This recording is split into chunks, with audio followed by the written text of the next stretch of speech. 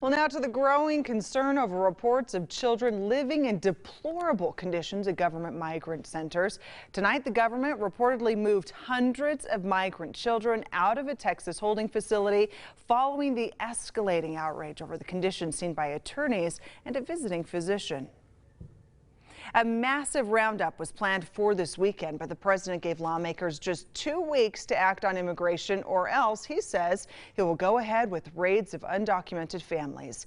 ABC4's Brittany Johnson live in Salt Lake City with what this means for communities right here in Utah. Brittany.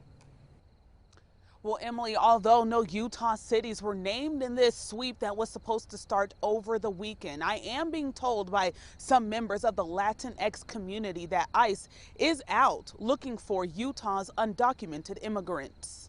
In my scrapbook, I keep putting all the kids and their names that are dying in the detention centers. While Joel Lehi Organista doesn't know these children, the controversy over immigration hits close to home. Today, he found out his former student was detained by Immigrations and Customs Enforcement. You always feel defeated when you feel like you can't do anything at that moment for someone that gets detained. He's also with the League of United Latin American Citizens, working to shut down immigrant detention centers. And he says the presence of ICE in Utah is real. This past weekend, I received lots of text messages from different people that ICE was even in my own neighborhood by my grocery store, trying to round up people.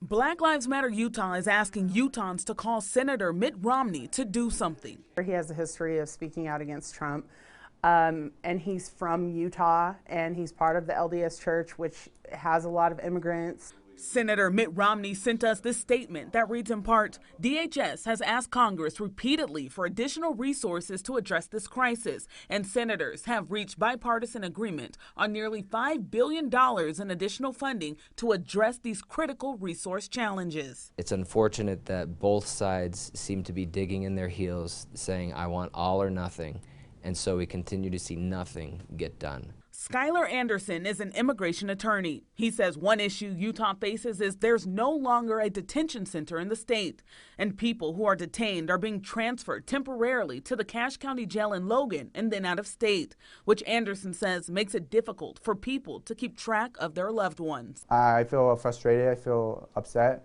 but the importance of the work and why I even do the work is because of hope, right? We need to have hope. And the Senate is scheduled to vote on this funding bill later this week. And here in Utah, there is a protest scheduled for tomorrow night in front of the Department of Homeland Security. I'll have those details on our website tonight, abc4.com. But for now, reporting live from the Utah State Capitol, I'm Brittany Johnson, ABC4 News.